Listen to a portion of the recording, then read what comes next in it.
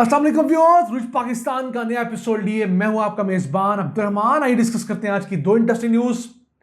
वफाकी हुकूमत और सूबाई हुकूमत सिंध ने कराची से हैदराबाद सक्खर मोटरवे बनाने का फैसला किया है। अब ये 466 किलोमीटर तवील मोटरवे 6 लेन्स पर मुश्तमिल होगी। कितने हजार अरब रुपए की लागत से बनेगी और मजीद तफसीलात आपके साथ आज डिटेल में डिस्कस करेंगे।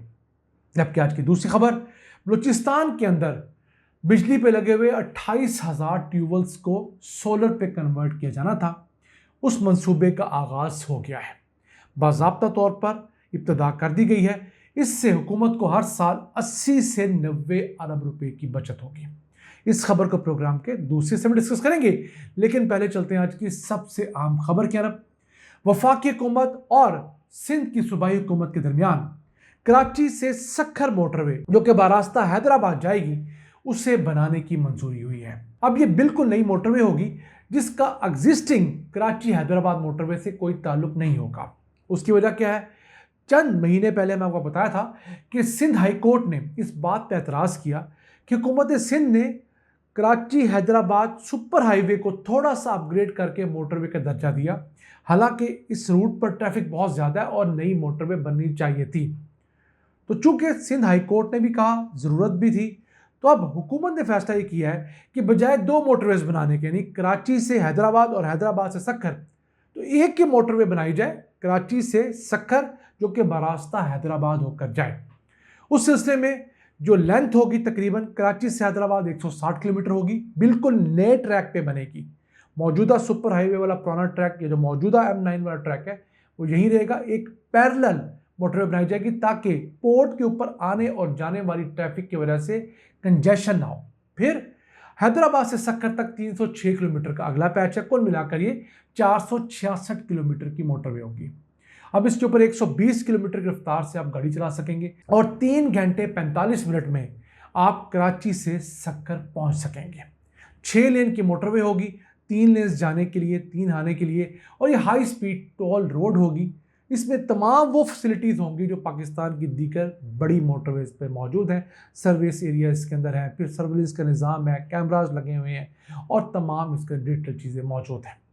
अब इसकी लागत कितनी होगी, ये बड़ा इंटरेस्टिंग है। अब पाकिस्तान के अंदर 1 किलोमीटर की मोटरवे बनाने पर 2 अरब रुपए के लगभग लागत आ रही है, क्योंकि ये मोटरवे पब्लिक प्राइवेट पार्टनरशिप पे बननी है।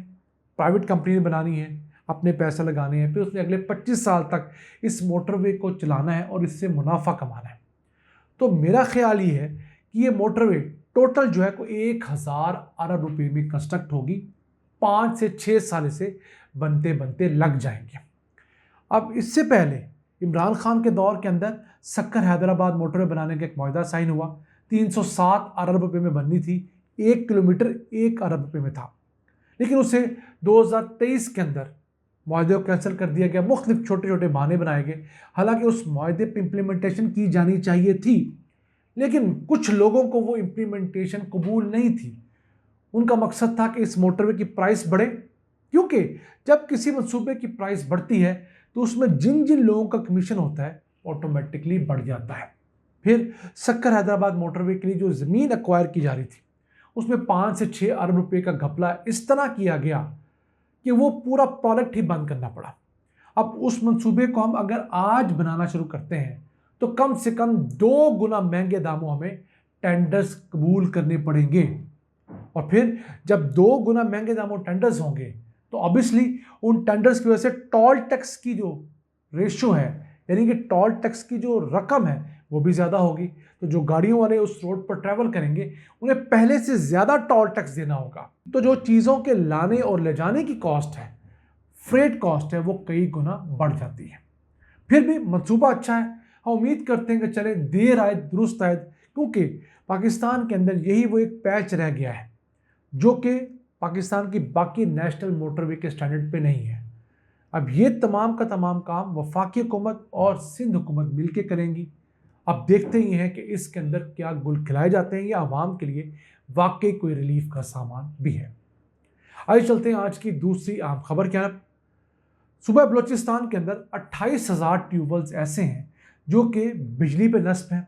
उनको चलाने वाले लोग उनका बिजली का बिल अदा नहीं करते और हुकूमत को वो ट्यूबवेल्स हर साल 80 से 90 अरब रुपए में पड़ते हैं। हुकूमत ऑल तो उनको रोजाना 2 से 6 घंटे बिजली देती है, लेकिन उसका भी बिल उनको मौसूल नहीं होता। उसका हल ये निकाला गया कि इन ट्यूबवेल्स को एक दफ़ा सोलर पे कन्वर्ट कर दिया जाए ताकि हुकूमत का हर साल 80-90 अरब रुपया बचे। तो इनकी कन्वर्जन के ऊपर तकरीबन 55 अरब रुपए लागत आनी थी। जुलाई 2024 में यह मंसूबा मंजूर किया गया। अब इसकी बाज़ाब्ता शुरुआत की गई है। पशीन में पहले सोलर ट्यूबवेल लगाने का आगाज़ किया है सीएम बलूचिस्तान ने। उम्मीद है ज़िला पशीन के बाद बाकी तमाम सूबों के अंदर ये प्रोजेक्ट चलेगा और आहिस्ता आहिस्ता अगले 18 महीने के अंदर पूरे बलूचिस्तान की ये तमाम 28,000 ट्यूबवेल जो है सोलर पे कन्वर्ट हो जाएंगे। अब इसके ऊपर जो लागत आ रही है एक ट्यूबवेल को कन्वर्ट करने के ऊपर, उसमें से 70% हिस्सा वफाक दे रहा है, 30% हिस्सा सूबाए बलूचिस्तान दे रहा है। किसानों को ये मुफ्त लगा के दी जा रही है क्योंकि किसान वैसे भी तो इन इलाकों के मुफ्त बिजली यूज़ कर रहे थे। अब ये हमारे किसान कभी नहीं कहेंगे कि हम बिजली चोरी करते हैं। जो किसान बिजली चोरी करता है मैं उसकी बात करो, बाकी जो ईमानदारी से काम करते हैं उनकी जिक्र हम नहीं कर रहे। उसका जिक्र कभी नहीं करेंगे कि हम स्टेट को लूट रहे हैं, अपनी महरूमियाँ हमेशा बताएंगे। तो जाहिर सी बात है जो ट्यूबवेल चलते होंगे, सहबागात शराब होते होंगे, उसका पैसा तो किसानों की जेब में जाता ही होगा। अब इसके साथ साथ अगर पाकिस्तान भर की बात करें तो हमारे पास कोई 12 लाख के करीब ऐसे ट्यूबवेल्स हैं जो कि डीजल पे हैं या बिजली पे हैं। अब इन तमाम ट्यूबवेल्स को अगर हम सोलर पे कन्वर्ट कर लेते हैं तो हमें हर साल $3.5 बिलियन की बचत होगी। यानी हमें $3.5 बिलियन का डीजल और बिजली इसको बनाने के लिए तेल वगैरह गैस इंपोर्ट नहीं करनी पड़ेगी और ये मजमूई तौर पर पाकिस्तान के लिए एक बहुत बड़ा रिलीफ होगा।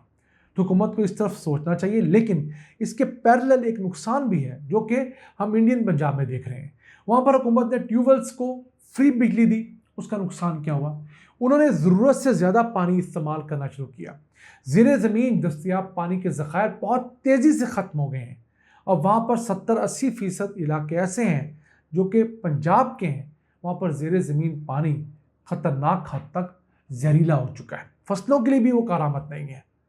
तो हमारी हुकूमत को पहले किसान को ये लिटरेचर देना होगा, ये समझाना होगा कि जनाब ज़ेरे ज़मीन को अल्लाह ताला ने समंदर नहीं बहाया हुआ, एक मिकदार है, महदूद मिकदार है, कहीं पर 5 फुट कहीं पर 10 फुट की एक पानी की लेयर है। आप उसे एहतियात से इस्तेमाल करें और फिर बारिशों के पानी से उसे बार बार आपने रिचार्ज भी करना है। दुनिया भर में बारिश के पानी को ज़मीन में पहुंचाने के लिए वेल्स बनाए जाते हैं, रिचार्ज वेल्स, जो तेज़ी से पानी जो है उसको सोखते हैं और उसके ज़रिए एक तो ज़मीन के ऊपर पानी खड़ा नहीं होता, दूसरा ज़मीन के नीचे जाके पानी महफूज हो जाता है। तो अगर ये हम किसानों को बताने में कामयाब हो जाएं, फिर उन्हें सोलर ट्यूबवेल पे कन्वर्ट करें, तो वाकई पाकिस्तान में हर साल $3.5 बिलियन की बचत मुमकिन है। नाज़रीन, ये था आज के एपिसोड। हमें उम्मीद है आपको पसंद आया होगा। अपनी सजेशंस, अपनी आराज़ से हमें आगाह रखा करें। अपने मेज़बान अब्दुल रहमान को इजाज़त दीजिए। अल्लाह ने के बाद।